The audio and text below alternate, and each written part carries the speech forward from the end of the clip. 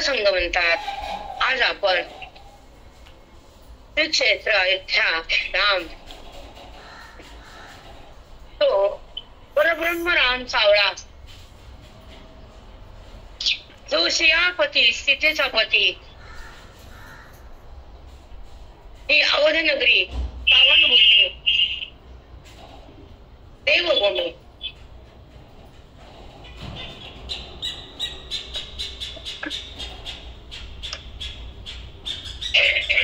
या नगरीमध्ये प्रभू रामचंद्राने आपल्याला आमंत्रण बोलावले म्हणून आपण आलो. आपण ते काळ ऐकलं. पण डबल सांगते की आयुष्यामध्ये देवभूमीमध्ये पाऊल ठेवणं आणि संत भूमीमध्ये अध्ययन करणं, त्या दोन गोष्टी आपल्या आयुष्यातल्या महत्वाच्या आहेत. एक बोलू नका, एक देवभूमी आणि दुसरी संत भूमी. आपल्याकडे मराठवाडा महाराष्ट्र, आपल्याकडे संतांचा अवतार जन्म आहे. इथं भगवंतांचा अवतार आहे. हा डिफरन्स आहे दोघांत. तो कसा बघू आपण. पण संत काय करतात आणि देव कशासाठी येतात, देवाचं स्वरूप काय आणि संताचं जीवन काय, या दोन गोष्टीचा विस्तार बघू आपण. पण एक सांगायचंय की सत्संगा जे ऋषी मुनी बंदीच्या काठी घराचा परित्याग करून मनाला भगवंताकडे नेण्याचा जो प्रयास करतात त्याचं नाव आत्मचिंतन. जे मन रामाला ओळखत नाही, जे मन देहाचा संबंध टाकत नाही, ते मन अध्यात्म चिंतनानं आणि सत्संगानं, गुरुच्या बोधानं, माऊलीच्या ज्ञानानं रामाकडे जातं. त्याचं नाव सत्संग. कथाभाग वेगळा, सत्संग वेगळा, प्रवचन वेगळं, कीर्तन वेगळं, नामस्मरण वेगळं, अज्ञान वेगळं, ज्ञान वेगळं. असंख्य गोष्टी आपण बोलू शकतो. गेले बेटा कुणाला फोन आहे ना, माझा फोन मला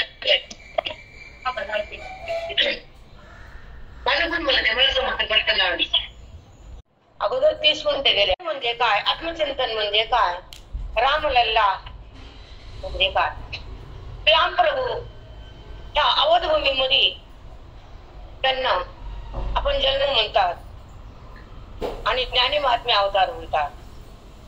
आपण सर्वसाधारण लोकांमध्ये जन्म घेतला, राम जन्मत नसतो.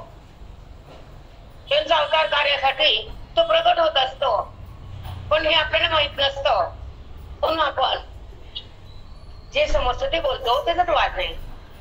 पण श्री रामप्रभू अवधभूमीमध्ये का आले, त्यांचं अवतार कार्य काय होतं आणि राम म्हणण्यामध्ये कसा आनंद होतो आणि रामाचं स्मरण केलं, रामाचं प्रेम आलं आणि रामाचं स्वरूप हृदयात प्रगट झालं. ह्या नाना प्रकारच्या रामाचं चिंतन आज आपण ऐकणार आहे.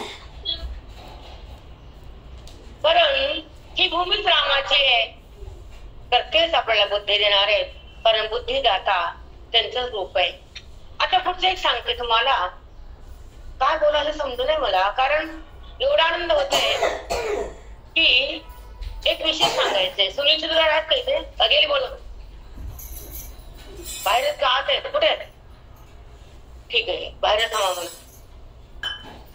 की जो त्यांना मला आमंत्रण दिलं आणि ते माझ्या मायाचे जरी नांदेडला असेल तर त्यांचा जन्म कुठला आहे? दारूच आहेत ना. पण याच्यामध्ये एक राहून राहून मनामध्ये उकळे आले का की दारूच्या भावानं आमंत्रण दिलं अयोध्या नगरीत. किती भाग्य लागतं, बरोबर आहे ना? की माहेरचं आमंत्रण भाऊ बहिणीला म्हणतो दारूला ये, हा भाऊ म्हणतो अयोध्येत ये. किती भाग्य माझं की या भावानं बोलवलं, त्याला माझी दुआ आहे अंतःकरणातून. आणि माझ्या साधकाला माहिती माझी दुआ कशी लागते. हे लई नाही, विचारा ऑनलाईन मध्ये 100 आहे की संताची दुआ काय असते, ग्रंथाचं चिंतन काय असतं, भगवंताचं प्रेम काय असतं आणि अज्ञान बुद्धीत काय असतं, हे नाना प्रकारचं चिंतन आमचं चालू आहे. सध्या माझं ज्ञानेश्वरीवर चिंतन चालू आहे. 17वा अध्याय आलाय, 2 पर्यंत मी आली आहे. एक अध्याय राहिलाय. जसं आपण लोक जमलो नाही तर याच्यापेक्षा जास्त लोक माझे असतात. त्याला ब्रह्मसत्र म्हणतो. 9 तास चिंतन करते. सकाळी काकडा असतो, 9 तास तिथं मी असते, 2 तास. नंतर हरिपाठ आणि नंतर आरती करून आम्ही जेवण करून झोपतो. सकाळी 4ला माझे साधक उठतात आणि 5ला काकड्यावर गड्याच्या काट्यावर थांबतात. ते त्यांना माहिती मला जमत नाही काटा मागवतो. राम वशिष्ठ महामुनीकडे अध्यात्म चिंतन करण्यासाठी राहिले होते काही काळ. तेव्हा राम प्रभूंनी वशिष्ठ महामुनीला प्रश्न केला, सद्गुरुनाथा मला ब्रह्म म्हणजे काय सांगा. परब्रह्म म्हणजे काय असतं. आता प्रश्न रामानं श्रीराम प्रभूंनी केला वशिष्ठ महामुनींना. असं एकदा म्हणले गुरु बोलणार, 2दा म्हणले, 3दा म्हणले आणि वशिष्ठ काहीच बोलणार आहेत. तर राम म्हणले, सद्गुरुनाथा मी तुम्हाला विचारतो ब्रह्म म्हणजे काय, परब्रह्म म्हणजे काय. वेदामध्ये जे वर्णन केले ते परब्रह्म आहे, जिथे सांगितलं ते परब्रह्म आहे, ओवीमध्ये जे फुलवलं ते परब्रह्म आहे, हरिपाठात हरिवून ते परब्रह्म आहे. त्याचं स्वरूप काय, ते असतं कुठं, त्याचा संबंध काय, त्याचं वर्णन काय, त्याचं फल काय, त्याची भेट कशी होती, ते असतात परब्रह्म कुठे आहे, ते सगळं सांगा. पण वशिष्ठ महामुनी बोललेच नाहीत. नंतर थांबले, हसले. म्हणजे तुम्ही हसता का, मला का सांगत नाही. ते म्हणले मी मौन आहे ना. हो, मौन म्हणजे ब्रह्म. तिथं काय बोलता येत नाही, तिथं काही त्याचं वर्णन करता येत नाही. आणि जेव्हा वाणी कुंठित होती, वाणी बंद होती, मन शांत होत आहे, हृदयात राम प्रगट होतो, तो आनंद आपण भोगतो, तो शब्द विनासतो, त्याचं नाव परब्रह्म. जेव्हा साखर खाताना गोड लागली, ती गोड लागली ही चव शब्दानं कळती का चाखून कळती सांगा. गोड हा शब्द आहे, पण जिभेचा संबंध साखरेचा हा अनुभव आहे. म्हणजे शब्द आणि अनुभव हे अंतर आहे. आणि आमचं वेदांत आहे, कथा नाहीये. कारण त्या बहुत गोष्टी आपल्याला माहित असतात. भगवंताचा अवतार कार्य, भगवंताचा वनवास, भगवंताचं माता प्रेम, भगवंताचं बंधू प्रेम, भगवंताचा जो बी काय कार्यभाग, हे सगळं आपल्याला ऐकून ये. म्हणून ते काही काही भाग माहित असतात. पण अध्यात्म तुम्ही ऐकत नाही म्हणून आपल्याला काहीच माहित नसतं. हे खरं काय खोटं आहे हे तुम्ही सांगा आता मला. तुमचे बोला. वेदांताचं चिंतन, गीतेच्या श्लोकाचा भावार्थ हे आपण कधीही अवलोकन करत नाही. आणि तुम्हाला सांगणारे पण ते सूक्ष्म वेदांत सांगत नाहीत. एक परमार्थाचे 2 अंग आहेत, एक अंतरंग, एक बहिरंग. ज्या बहिरंग परमार्थामध्ये ते ईश्वराच्या कथाभागाचं वर्णन असतं, त्याच्या लीला असतात, त्याचा अवतार कार्य असतं. रावणाचा नाश केला, अधर्माला त्यानं बंद केलं आणि भगवंतानं अवतार घेतला. ह्या कथेमधून जेव्हा अंतःकरण शुद्धता होती आणि चित्ताची चंचलता जाती आणि पवित्रता येते, त्याला म्हणायचं कथेचा फल. आणि राम प्रभू कसे आहेत, कुठं आहेत, त्यांचं रूप कसं आहे, ते अनेक आहेत का एक आहेत, का ते दिसतात, का ते असतात, का ते भासतात, हे नाना प्रश्न आहे भगवंताबद्दल. जेव्हा ते दिसतात तर साकार रूपानं, जेव्हा ते असतात तर भक्ती रूपानं, आणि जेव्हा ते आपल्याशी संबंधित होतात तर ज्ञान रूपानं. 3 गोष्टी. भगवंताचंच रूप आहे. गव्हाचे 3 भाग आहेत, रवा, मैदा, कणिक. आता कळलं का नाही, हे कळलं नाही आधीच, पण रवा मैदा कळत नाही बायकांना. ते पाठ आहे ना, गहू एक, गहू प्रकार बहु. गव्हाचे प्रकार किती? रवा, मैदा, कणिक. मैदा आणि कणिक सारखे का? का नाही?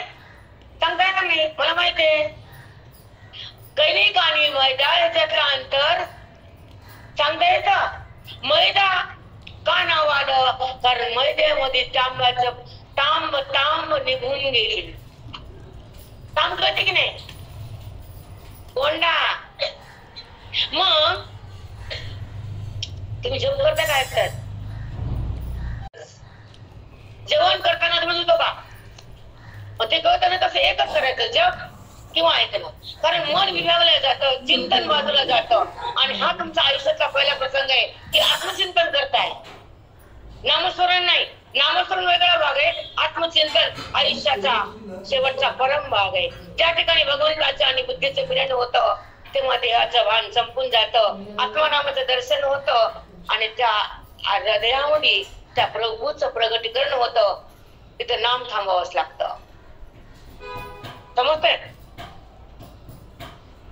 आता ऐका, आपण म्हणलं की एक कणिक गहू आहे. मला पाप लागलं बरं नाही, तुम्हाला घेऊ शकत तसं काही नाही. पण एक कार्य दोन करू शकत नाही. इकडे नामात लक्ष, इकडे ऐकायचं लक्ष, इकडे हारावर ओढणी बी, ते नाही चालत तिथं. गहू एक आहे, त्याचे प्रकार 3 आहे.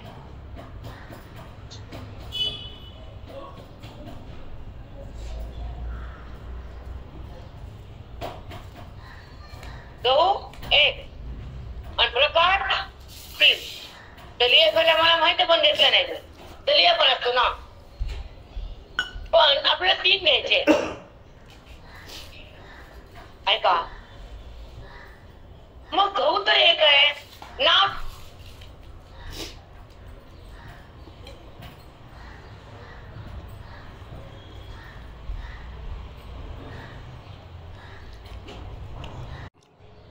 असतो ना. मग त्या चाळण वरी काढतं की नाही, आला कोंडा वरी आणि कणिक खाली. ह्याला कोण करते बाजूला? चाळणी. त्या कोंड्याला काढणारी चाळणी. तसं देह भावाला बुद्धीतून काढणारी ज्ञानाची चाळणी. पण आता भावाचं पण सांगते, कारण जी बुद्धी देहामध्ये आहे, देहामध्ये गुंतलेली आहे वासनेमुळे. देहाचा संबंध केलाय अज्ञानामुळे. देह माझा वाटतो पापामुळे. आणि देहात देहबुद्धीची निवृत्ती होती अध्यात्मज्ञानामुळे. 14 प्रश्न, 4थी भाषा. देहबुद्धीची निवृत्ती होती ब्रह्मज्ञानामुळं. आणि ब्रह्मज्ञान ऐकायला मिळत नाही कलियुगामुळं.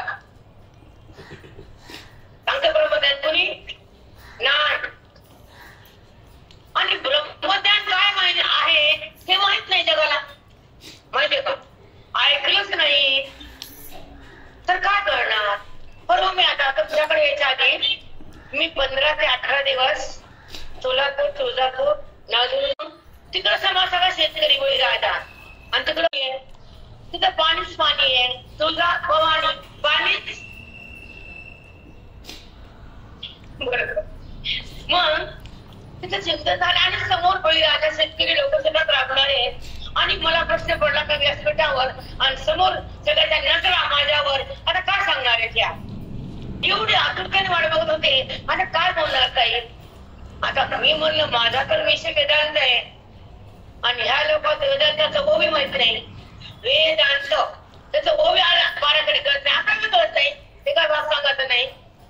कारण वेदांताचं श्रवण करायला आपण सत्संगाकडे जातच नाही. आणि विशेष आपण संसाराला थांबत पण नाही. पुरुषाला कळायला पाहिजे की जेव्हा आपला मुलगा आपल्या खांद्याच्या वर आला आणि लग्न केलं तर आपण थोडा प्रपंच कमी करावा आणि परमार्थाचं आयुष्य परमार्थाला लावावं. आपला जे राहिलेला परमार्थ, आयुष्यातली साधना, आयुष्यातलं पुण्य, आयुष्यातली सतसंगती. गीता म्हणजे काय? ज्ञानेश्वरी म्हणजे काय? हरिपाठ म्हणजे काय? चांगली पासष्टी म्हणजे काय? काहीच माहित नाही आपल्याला. माहिती? उठलं, स्नान केलं, नाश्ता केला, कोणत्या मंदिरात हात जोडले, निघाला दुकानला किल्ले घेऊन. आलं घरले किल्ले घेऊन झोपायला, किल्ले घेऊन दुकानला, किल्ले घेऊन झोपायला. सांगा चूक बोलले का मी? त्याचा बाकर लागत रित्या तू बोलले का? मध्ये टाइम नाही, आराम नाही, आणि किती कमवलं तरी तुम्ही त्याचं नाव घेत नाही. त्याचं नाव पाहिजे. मी पण पाहिजे, पण खरं बोलते, तो डिफरन्स येतो. म्हणून आपण जेवढं मी काय कमावलं ते भौतिक आहे, आणि जे कमावलं आध्यात्मिक ते आपल्या कल्याणाचं आहे आणि जीवनाचं सार्थक आहे. आपल्या आयुष्याचा, मनुष्य योनीचा जो सार आहे तो अध्यात्म लाभ आहे. आपण जन्माला आल्यानंतर काय करावं, कोणतं धन कमवावं, हे तर कमवावंच लागतं प्रपंचाला, पोटाला. आम्ही नाही म्हणत नाही, कमवा, कमवून बंद करू नका, पण 2 तास आपल्या कल्याणासाठी बाजूला काढायचे. त्या तासामध्ये आत्मचिंतन, ज्ञानेश्वरी हे वाचायचे. तुम्हाला पंचकर विचार सांगत नाही, कारण ते तुम्हाला वाचून कळतच नाही. कळतं का पंचकर विचार सांगत? अमृतानं कळतो, प्रतिभावर कळतो, सहानुभूती कळती नाही. पण जेव्हा जेव्हा आपण हरिपाठाकडे जातो, जेव्हा जेव्हा आपण नाम घेतो, जेव्हा जेव्हा आपण ध्यान लावतो, जेव्हा जेव्हा भक्तीचं रूप चित्तात करतो, जेव्हा अध्यात्माकडे वळतो, तेव्हा भाग्य उजळतं. तेव्हा काय होतं? भाग्य उजळतं. कशाला म्हणते ते तुम्हाला प्रमाण देते. उजळले भाग्य आता अवघी चिंता वारली, उजळले भाग्य आता अवघी चिंता वारली. आता माझी चिंता माझ्या भगवंताला, तर मी भगवंताकडे आलो, आता चिंता करायचं का नाही.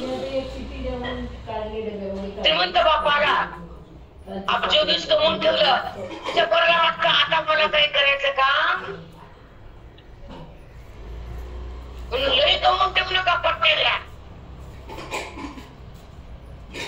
काय कमवू नये त्यांना, कसं बोलायले आयत्या रुट्या गोट्या सोपे असतात, पण पीठ कमवणं अवघड असतं. रेगोट्यात पीठ कळते की नाही? हा, सगळं कळायचं तुम्हाला. म्हणून कारण आपला प्रपंच आपण केला, परमार्थ राहिला, आणि बाप म्हणतो अजून कमवायचं मला, कमव बाबा तू. पण परमार्थाची कमाई राहिली, आयुष्याचं कल्याण झालं नाही.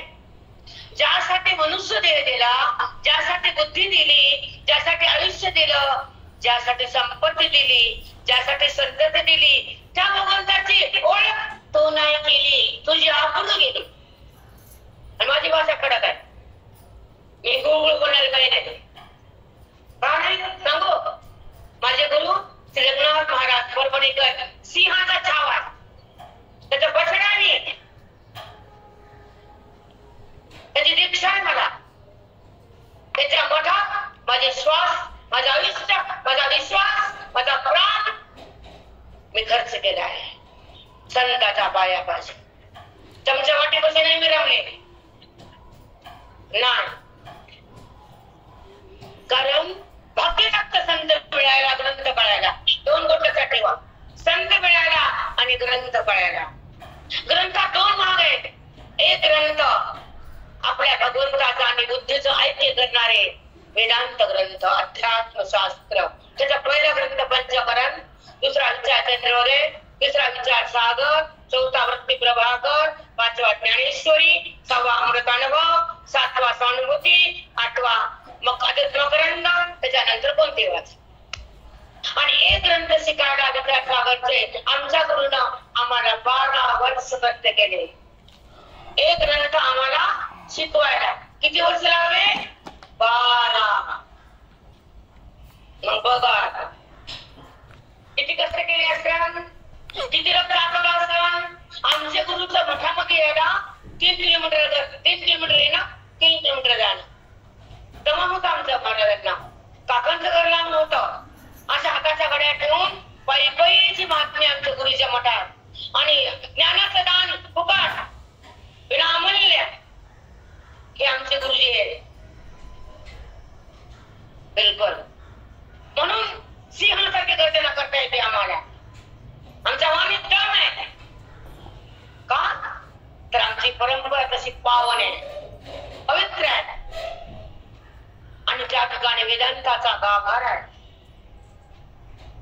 त्या ठिकाणी सुखाचा सार आहे, मोक्षाचं घर आहे. आता मोक्ष तुम्हाला काय करणार बाबांनो? मोक्ष हा संत संगतीमध्ये आपल्या बुद्धीनं अनेक ग्रंथाचं विवेचन करून हृदयामध्ये जेव्हा पुण्याचा साठा तयार होतो आणि अज्ञान बाहेर येतं. अज्ञान म्हणजे भ्रम आणि वासना, इच्छा. जी इच्छा भगवंताकडे जाऊ देत नाही, जी इच्छा देवा टाकू देत नाही, जी इच्छा मी कोण हे कळू देत नाही, तिचं नाव वासना. आणि ती उत्पन्न होती अज्ञानातून, तिचा नाश होतो ब्रह्मज्ञानातून. त्या ब्रह्मज्ञानाच्या ग्रंथाचं नाव ज्ञानेश्वरी. ज्या माऊलीच्या ओळीतून ब्रह्मज्ञान प्रगट होतं, तसं शेतातून भाजी, फुलं, फळं, गवत बैलाला, गवत माणसाला येतं, गवत कुणाला आहे? बैलाला. तसा संसार माणसाला. तुम्हाला आधीच म्हणले माझ्या भाषाकडे काय, जमिनीतून गवत पण येतं, भाजी पण येते, फुलं पण येतात, फळं पण येतात, धान्य पण येतं, वनस्पती पण येते आणि ईशानी वनस्पती पण येते. दोन प्रकार येते की नाही? पण ते विषारी वनस्पतीला आपण हात लावत नाही आणि हात लावला तर तुमच्याशी जेवत नाही. तसं अज्ञान ज्ञान प्रकरणात विषासारखं आहे, कारण ते तुम्हाला दुःख देत आहे. मला एक सांगायचं, अज्ञान कसं आहे?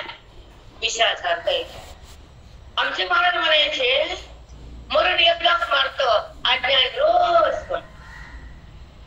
मरण एकदा मृत्यू, पण अज्ञान नाना मृत्यू, नाना योनी, नाना दुःख, नाना प्रारब्ध, नाना संतती. या त्यांना खेळ लेकर पुन्हा ज्ञान झालं नाही तर पशु पक्षी हे एवढे ते प्रमाण देते तुम्हाला. खंती ते न करा कोणे गाढव करा, हे आमचं नाही, ज्ञानोबा आहे प्रमाणे. खंती ते न करा कोणे गाढव करा. तुम्ही दुःख करूच नका.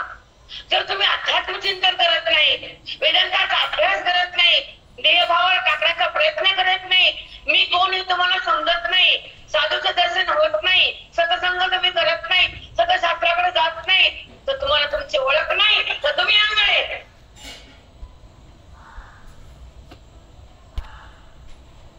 कारण पुढते हे जग देखविना डोळा, पुढते हे जग देखविना डोळा, म्हणून कळवळा येतच.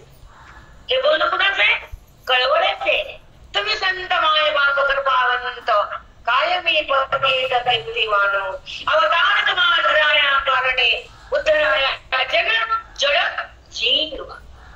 तुमचा अवतार संताचा का होतो, देवाचा का होतं हे पण सांगायचे. संताचा अवतार जीवाची तळमळ आणि देवाचा अवतार जगताचा व्यवहार. कुणाला तो मजल करायचा, कुणाला प्राण कसं बाहेर आणायचं, कुणाला किती लेकरं, कुणाचं काय पैसा, हे सगळं कारभार कोण पाहतो? तुम्ही पाहता का? जगताच्या प्रत्येक जीवाचा कारभार कोण पाहतात?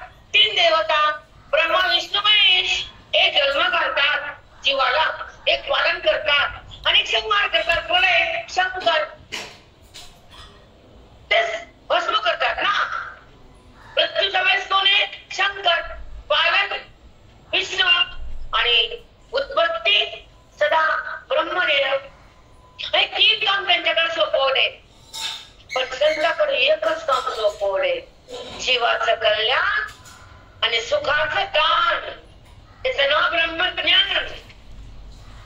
संत सुख देतात आणि देव देवांचा भोग समोर आणून देतो. म्हणून देव आणि संत जरी कार्य असले तर एक. देव ते संत, देव ते संत, निमित्ताचा प्रतिमा. ते संत होऊन येतात ना आपल्याकडे.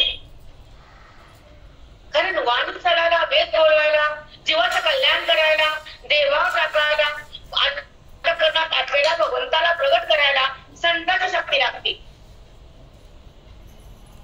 संताची शक्ती लागते. कोणती शक्ती? बोध शक्ती. तो बोध कशाला म्हणतात? वेदातून लिहिलेल्या माऊलीच्या वाणीच्या ओवी. बोध कशाला म्हणतात? माऊली प्रगट झाले, अवतार कार्य माऊली जन्मली ना. आणि तुम्हाला कोणी जर माहिती, सगळ्यात माहिती आपल्याला. कारण आपल्या महाराष्ट्राचं कुलभूषण माऊली आहे. संत शिरोमणी माऊली आहे. त्याची ज्ञानेश्वरी आहे. त्यांचं नाव ज्ञानदेव आहे. त्यांचा ग्रंथ ज्ञानेश्वरी. ज्ञानाचा जो ईश्वर आहे त्यांचं नाव ज्ञानेश्वर आहे. ज्यांना ज्ञानाचं प्रतिपादन केलं, जीवाचं कल्याण झालं, बुद्धीमध्ये रामायण प्रगट केलं आणि बुद्धी रामरूप झाली, त्यांचं नाव संत ज्ञानेश्वर. कळत? आता तुम्हाला सांगते संत ज्ञानेश्वर आणि राम कशी एक आहे, ऐका. आणि मग आपण जाऊ ज्ञानेश्वरीकडे. महाविष्णूचा अवतार सखा माझा ज्ञानेश्वर. महाविष्णूचा अवतार सखा माझा ज्ञानेश्वर. मग महाविष्णू कोण झाले? माऊली झाले. महाविष्णू कोण झाले? राम झाले. कारण विष्णूचे अवतार कसे अवतार तुम्हाला सगळ्यांना माहिती आहे. पण संत म्हणून येणं वेगळं आणि दश अवतार वेगळं. दश अवतारात त्या त्या युगात ते जे ठरलेलं काम करावंच लागतं. पण संत रूपानं येऊन जन्म घेतल्यावर त्याच ईश्वरानं जगताचं, जीवाचं अज्ञान काढावंच लागतं. ज्या जगतामध्ये जो जीव जन्माला येतो पण त्याला मी कोण हे माहित नसतं, तर त्या जीवाला संत येऊन तू कोण आहेस हे सांगतात. तर विचारसागरचा 4थ्या तरंगातला प्रश्न की मी कोण आहे, तो 4थ्या तरंगामधला पहिला प्रश्न मी कोण. जगताचं कारण काय आणि मोक्षाचं स्वरूप काय हे मी सांगणार नाही, तर डोक्यात जाईल. मी साधं बोलणार आहे. मला एक मोठा प्रश्न पडला होता की अध्यात्मशास्त्राकडे जगाचा ओढा नाहीये, ज्ञानेश्वरी जास्त मला कळत नाहीये. आता बोलू काय? मी म्हणलं इथं बसायचं. आता पाया पडले रामप्रभूला, तर रामानं पटकन फोन टाकलाय. बायकांना बघितलं पुढच्या झेंडूचं फोन पटकन झाले. मी हात जोडल्या बरोबर मी म्हणले रामा माझा बाबा बघून दा मला काय बोलू हे कळणं. कारण मी वेदांताची आहे. माझ्या गुरुने मला वेदांताचा गाभा दिलाय. दुसरं बोलता येत नाही मला. पटकन फुल खाली आलं आणि त्यांच्या आशीर्वादानं वाणी बोलली. कारण माझा विषय असतो ज्ञानेश्वरी, अमृतानुभव, वेदांताचे विचारसागर वगैरे नाना 65 चांगली 65 असे वेदांताचे ग्रंथ मी सांगते. पण आता समोर बसलेल्या लोकांना काय कळतं किंवा ते काय वाचतात, त्यांचा अभ्यास किती आहे, ते सत्संग करतात की नाही, काय माहिती आपल्याला. म्हणून मला कुठेही गेले की प्रश्न पडतो. पण माझ्यासोबत ऑनलाईनचे लोक असतात 90-100, त्याच्यामुळे ते ऐकत राहतात. पण समोरच्या लोकांना काय देऊ हे कळत नाही. जसं पाण्यात बाळ असतं, त्याला दूध लागतं आणि घरात लाडू डिंकाचे लाडू भारी आहेत, ड्रायफ्रुटचे. तसं वेदांत भारी आहे, पण बाळ पाळ नको.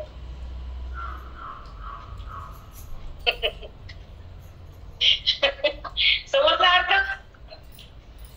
लाडू भारी डिंकाचे, ड्रायफ्रुटचे, पण बाळ कुठे? दूध पिते.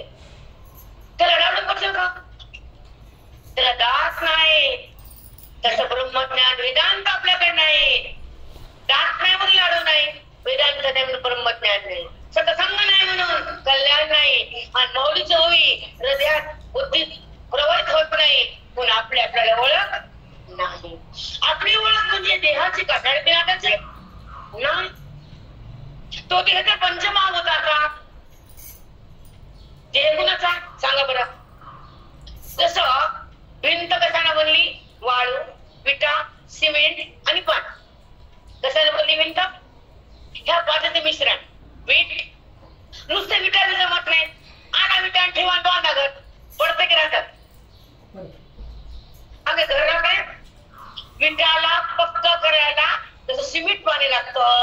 तसं भगवंताला आणि बुद्धीला एक करायला वेदांत शास्त्र लागतात. एक कोणते एक बुद्धी आणि भगवंताचं ऐक्य म्हणजे वेदांत शास्त्राचं श्रवण. भगवंताला पाहणं म्हणजे एकता नाही, भगवंताला जाणणं म्हणजे एकता. पाहणं म्हणजे द्वैत भक्ती, पाहणं म्हणजे दूर राहून भक्ती, तो आणि मी, त्याला द्वैत भक्ती म्हणतात. पण तोच मी, तो आत आहे, तो मीच आहे, तो माझ्यात आहे. संबंध त्याचा माझ्याशी आहे, संबंध देहाशी उरला नाही. हा ज्ञानाचा प्रवास आहे, प्रभाव आहे. खरा भगवंत कुठं आहे, खरा भगवंत कसा आहे, त्याचं रूप कसं आहे ते उद्या सांगाल. पण हे रामलल्ला आहे, चतुर्भुज मूर्ती, सावळ सुंदर, विलोभनीय, मनाला मनावा, आणि ज्याचं मत पुण्य मत भाग्य असेल, जन्मांतरीचा पुण्याचा साठा असेल, तो संसारासाठी जगत नाही, आपल्या परमार्थासाठी जगतो, कल्याण करतो. आणि धन कोणचं कमवतो तर परमार्थाचं, वेदांताचं, सत्संगाचं. त्याला कळतं हे भौतिक धन माझ्या कामाचं नाही आणि ह्याच्यातून माझं कल्याण नाही. मग तो सत्संग, सतशास्त्र, सतचिंतन, अभ्यास, अध्ययन, संतांची संगती आणि संतांचा बोध आणि अनुग्रह घेतो आणि आपल्या आपल्या स्वरूपाला पाहतो, जाणतो स्वरूप काय आहे. वेदांताचं रसाळ भाषा आहे, अमृतवाणी आहे. पण टाइम कमी आहे, बोलायला बसत 9 तास मी उठत नाही. आपण बघू तो मी उठतो का मी उठतो, पण मला टाइम होता तर काय बघू, मग बघू नंतर कधी योगाला तर जायचंय मला. द्वारकेला मी बोलली त्यांच्याशी, एक सत्संग ते पण माझ्यासाठी करा म्हटलं की ज्या ठिकाणी अध्यात्मशास्त्र काय असतं, ज्या भगवंताचा स्पर्श कसा होतो बुद्धीला, जो भगवंताची ओळख कशी होती मनाला, ऐक्य कसं होतं हृदयाला, तो भगवंत रामलल्ला कसा आहे, तो बाहेर आहे का आत आहे, त्याचा आनंद आहे का विश्वाचा आनंद आहे का संसाराचा आनंद आहे का भगवंताचा आनंद आहे, कशाचा आनंद आहे याच्यात हे माहित नसतं आपल्याला. आपण खोट्या आनंदाला बोलतो, जे सुख सुख नसतं, दुःखाचं प्रांगण घेऊन समोर आलेलं असतं ते संतती आणि संपत्ती. त्याच्यात आपण सुख शोधतो पण त्यातून सुख मिळत नाही, हे तुम्हाला सगळ्याला माहिती का? माहित नाही, माहिती की बोला ना. ज्या संततीतून, ज्या संपत्तीतून सुख जर मिळालं असतं तर ऋषी मुनी घराचा त्याग करून गंगेच्या काठावर सत्संग करायला आले नसते. मोठे मोठे राजे, मोठे मोठे ईश्वर, कृष्ण परमात्मा, संदीपान ऋषी, रामलल्ला, वशिष्ठ ऋषी, कृष्ण परमात्म्याने गीता सांगितली, पण संताकडे घेऊन विद्या, ब्रह्मविद्या घेतली. आणि आपण कुणाकडून घेतली? काय घेतली? माती. काय घेतलं आपण? म्हणजे भगवंतापासून सत्संग केला, हे धडा जगाला दिला. भगवंत असून सत्संग केला, साधूच्या संगतीत राहिले, अध्यात्म ज्ञान आत घेतलं आणि जगाला ती वहिवाट लावून दिली. तुम्ही सुद्धा सत्संग करा आणि तुम्ही सुद्धा हृदयात अध्यात्म पेरा, तोच आहे सुखाचा झरा, त्याचा जन्मान मरा आहे की नाही. आणि ह्या लोकांना वाटतं कुणी बघितलं मेल्यावर काय व्हायचं ते वय बिनधास्त करतात, माहितच नाही ना बिचाऱ्यांना. बायकांना सांगितलं पहिले सोनं कमी करा, भाव वाढलाय, चिंतन जास्त करा, कल्याण नाही. बायका सांगतच नाही. त्यामध्ये जास्त कमवा, जास्त कष्ट करा आणि तोंडाला आम्हीच्या घरात. बरोबर आहे ना? कोण कमवतो? सत्ता कुणाची घरात असावी आणि कुणाची नसावी प्रत्येक महिलेला कळावं. वर्चस्व घरामध्ये फक्त पुरुषाचं असावं, स्त्रीचं नाही, कधीच नाही. आणि ते घर वरील एकमेकांनी चालत नाही. जिथं स्त्रीचं वर्चस्व आहे ते घर मोडकळलं येतं, जिथं पुरुषाचं मत आहे ते घर आसमान जातं. अनुभव मी बोलते, ऐकून बघून नाही. अनुभव आहे, जिथं पुरुषाचं वर्चस्व आहे, पुरुषाचा व्यवहार आहे, तर ते घर कळसाला. आणि जिथं बाईचा कारभार आहे ते घर, मग मी बोलत राहते, मी बोलत नाही. जरा भीते एखादा खाणारा काढत होते रिकामा तुम्ही बरा रिकामी जागा कळली का म्हणून एक सांगायचं मला की रामप्रभूच्या नगरीमध्ये अवधभूमीमध्ये आलो आपण आणि भक्ती ज्ञानाचा संगम या व्यासपीठावर व्हायला हे मला सांगायचं आवर्जून पुन्हा संगम व्हायला भक्तीचा ज्ञानाचा इथं भक्तीचं त्यांचं वर्णन आहे रामचरित मानस रामलीला बरोबर आहे ना रामायण हे त्यांच्या लीला आहे स्वरूप नाही पण लीला बी माहित नाही स्वरूपही माहित नाही 65-70 ला इकडे आलं होतं रिटायरमेंटला होत असतं का तारुण्यामध्ये तो अर्थ जेव्हा बुद्धी एकदम तरुण्य असते प्रबल असते तिला जास्त संसाराचा ओढा नसतो तेव्हा ती भगवंताकडे ओढल्या जाते तर ती बुद्धी ब्राह्म होती राम होती पण जाऊ द्या अमृत पडलं 60 ला पडलं का 70 ला पडलं पण अमृत पडलं कोणतं अमृत नामामृत ज्ञानामृत 2 अमृत देवाच्या व्यासपीठावर एक नामामृत रामचरितमानस आणि एक ज्ञानामृत ज्ञानेश्वरी आता ज्ञानेश्वरीकडे जाऊ असं बोलत बसल्यावर किती घंटे थांबणार नाही माझी वाणी यांना माहिती माझ्या साधकाला माहिती डोळे आता तर डोळे उघडले तुमच्या पुढं डोळे उघडत माझ्या व्यासपीठावर डोळे बंद पाठशाला अरे व्यासपीठाची शक्तीच तशी दिली भगवंताना सद्गुरुनाथानं आता आपण ज्ञानेश्वरीकडे जाऊ ज्ञानेश्वरी काय माऊली काय ज्ञान काय अज्ञान काय देहभाव काय आत्मभाव काय जगत भाव काय ह्याचा थोडासा विचार करू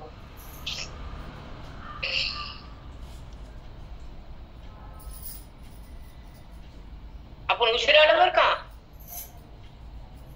अर्धे घंटा आपण लेट आलो तर अर्धे घंटा आपल्याला घ्यायचा आहे पण येतं बर का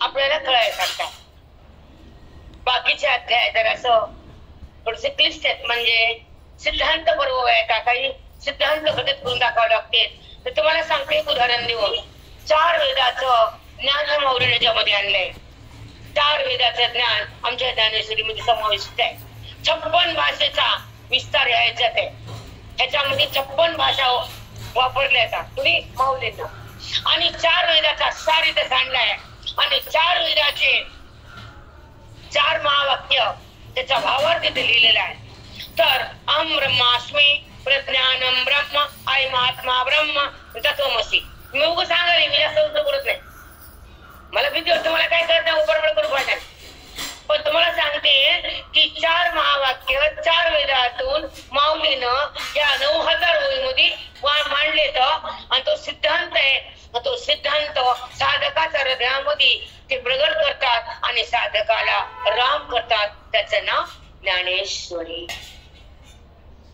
समजते भाषा आता त्यासाठी आपण ग्रंथ निवडलाय 13वा अध्याय कारण 13वा अध्यायामध्ये क्षेत्र विभागाचं वर्णन केले क्षेत्र कशाला म्हणतात क्षेत्र म्हणजे भूमी भूमीमध्ये काय पिकतंय पाप आणि पुण्य ह्या भूमी ह्याला क्षेत्र म्हणणे देहाला आणि ह्या जमिनीला ह्याच्यामध्ये काही नाना प्रकारचे पिकते धान्य फळमोग म्हणण्यासारखं आणि ह्याच्यामध्ये पुण्य पाप भेद तू मी द्वेष राग लोभ क्रोध वासना हे पेरत आहे नाही का उगवत ना कधी राग होतो कधी द्वेष येतो कुणाचा मत्सर तयार होतो कुणामध्ये वाईट वासना तयार होती कुणाचा काटा काढावा असं वाटतं बघा वाटत ना त्याचा बदला घ्यायचा आता तू घे तुझा बदला देवा घेतो बरोबर आहे ना मग हे असं का होतं हे क्षेत्र काय पिकतं त्याचं नाव 13वा अध्याय क्षेत्र विभाग भगवंताने अर्जुनाला सांगितलं अर्जुना हे तुला 3.5 हाताचं क्षेत्र दिले ना त्याच्यामध्ये पाप पुण्य पिकते ना त्याच्यामध्ये मोक्ष पिकवतो सांगितलंय ना पाप आणि पुण्य आपण 2 उत्पन्न करतो ना केलेल्या कर्माचा संबंध करणारा अंतःकरण पुण्याला उत्पन्न करतो आणि केले वाईट कर्म पापाला उत्पन्न करतो वाईट कर्म केलं पाप चांगलं कर्म केलं पुण्य, मग त्याच्या पुढे काय आहे की नाही आहे. आम्हाला पापही नको पुण्यही नको, आम्हाला रामाच्या भेटेविना काहीच नको.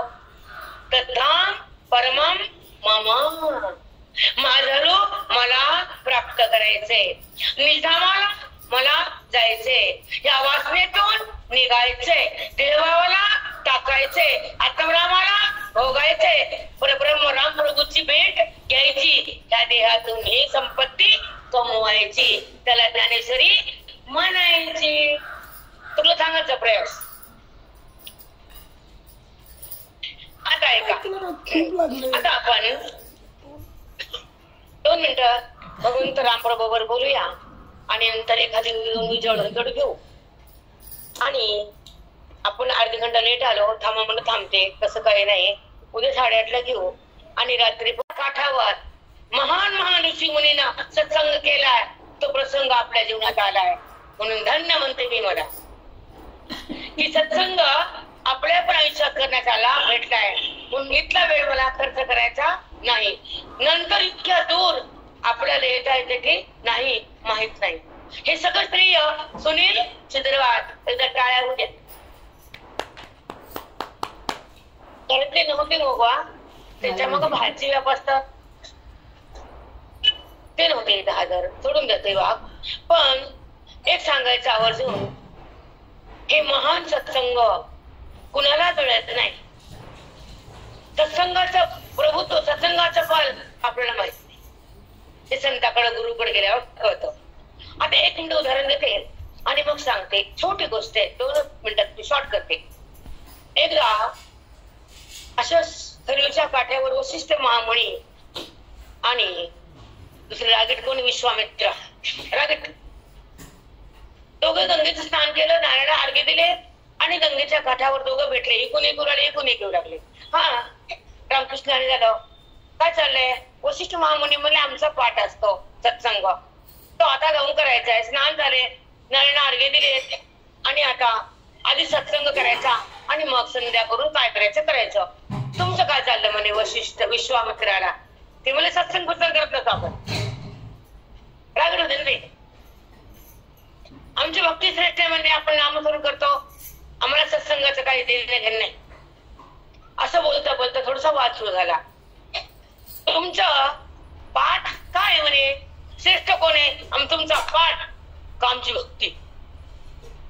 आता वशिष्ठ शांत होते, अगदी शांत, आणि विश्वामित्र कडक आणि शाप देणारे.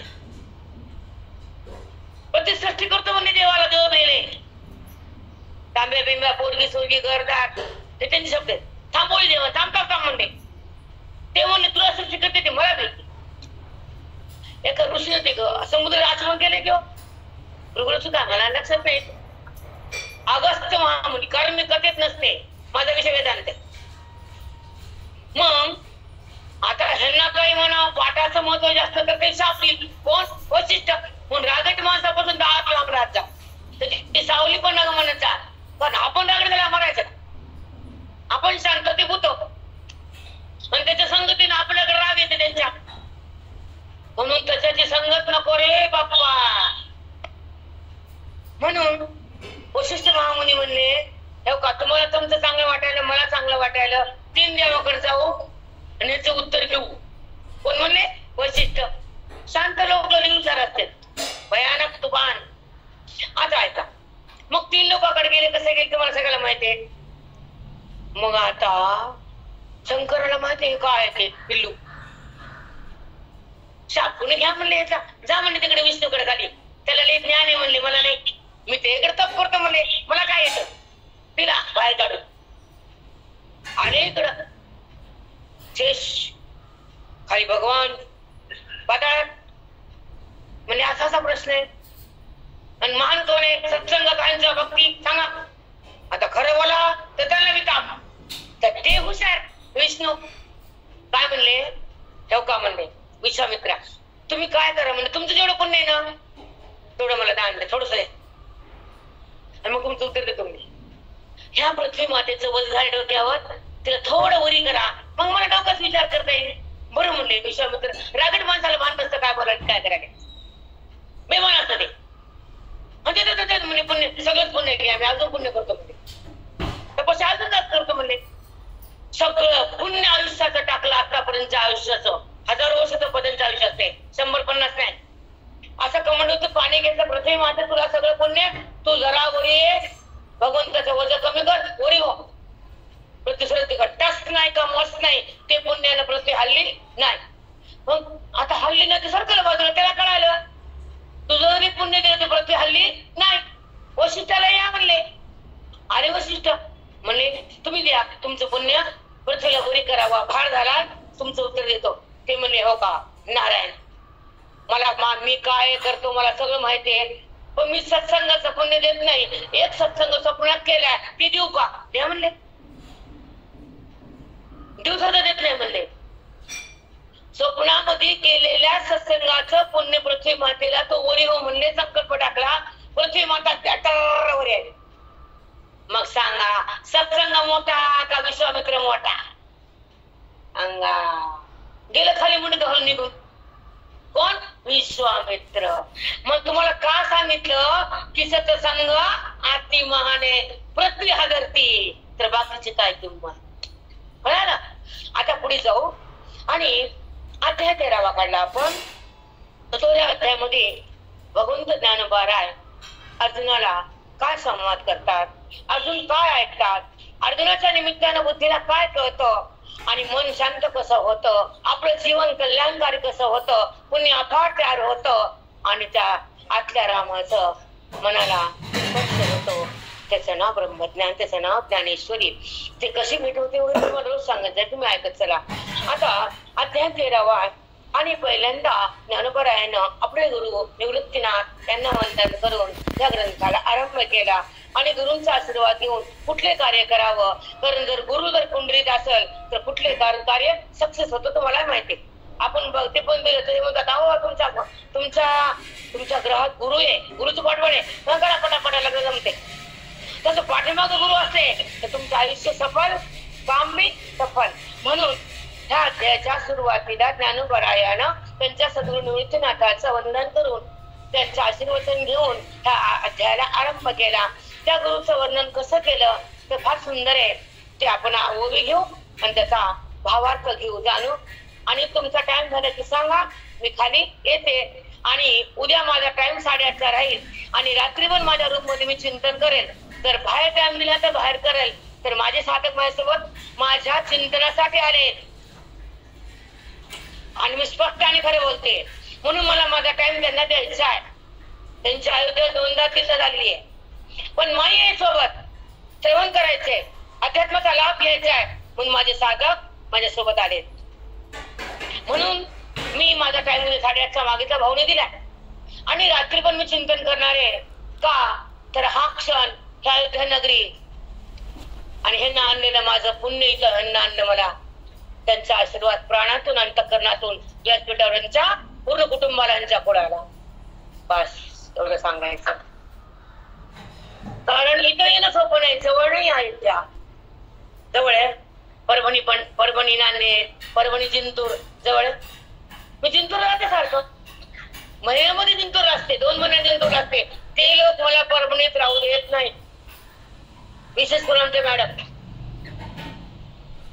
डॉक्टर मॅडम त्या राहू देत नाही त्या मला बोलवतातच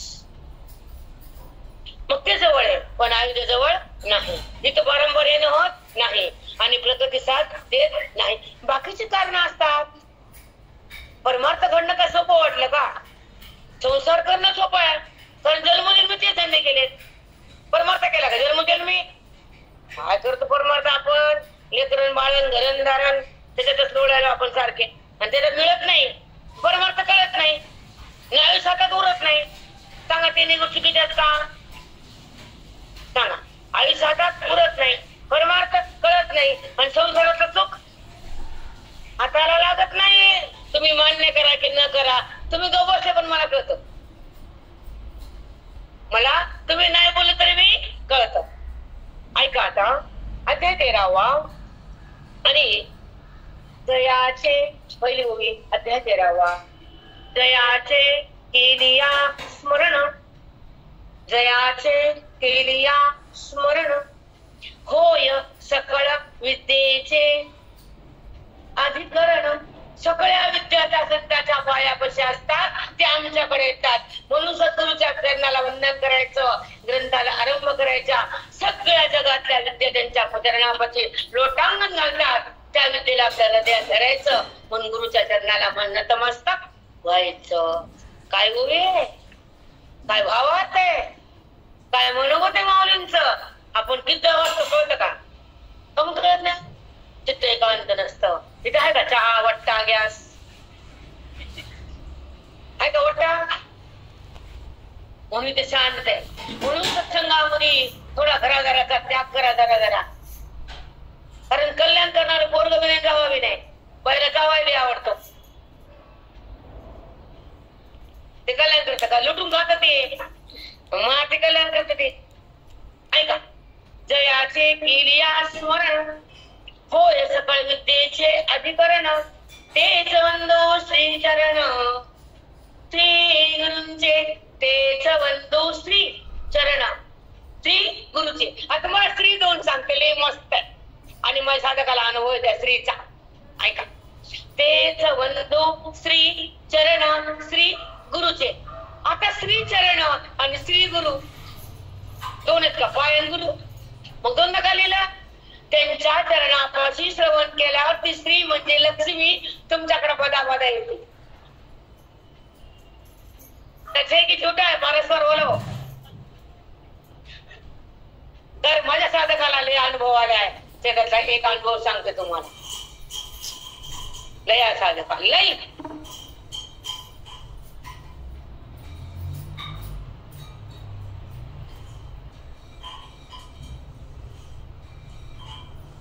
याचा एक अनुभव सांगते, जो कालच्या हप्त्यात घडलाय. 8 दिवस झाले त्याला तो अनुभव घडलाय. तो अनुभव तुळजापूरपाशी एक गाव आहे, त्याचं नाव चिकुंद्रा. पंढरपूर तुळजापूरच्या मध्ये. तिथे माझा सत्संग होता 3 दिवस. पूर्ण घर गच्च भरायचं असं ऐकायला. तर ते सत्संग झाला आणि मी निघाले. वाटेमध्ये नळदुर्गच्या वाटेवर खंडोबाचं मंदिर आहे, ज्या ठिकाणी बानाईचं लग्न झालंय खंडरायाशी. कुठे झाले? बानूशी लग्न कुठे झाले? तो नळदुर्गच्या अलीकडचा भाग हायवे, त्या ठिकाणी मंदिर आहे. मी निघाले सत्संग करून. माझा सत्संग होता सलगरला, एनगुरवाडी. हो एनगुर, सलगर चालता एनगुरवाडीकडे निघालो आणि मंदिरापाशी म्हणलं सरोजा आपण दर्शन घेऊ खंडोबारायाचं. वाटात मंदिरे पाठवून नाही जायचं, दर्शन घेऊ. पुन्हा होत नाहीत ते दोन. आम्ही मंदिर असं दिसायला आम्हाला फोन आला, माई आहेत का? म्हणे हो. पुढे गेलं का? नाही. कुठे? मंदिरापाशी खंडोबा. तिथंच थांबा. का? एक पेशंट खूप घायाळ आहे, रक्ताच्या उलट्यात, किडनी काम करत नाही, वय 90-92. मी म्हणलं सरोजा मला थांबायला का नाही? दर्शन आशीर्वाद देते, पण त्यांना आधी ऍडमिट करा सोलापूरला.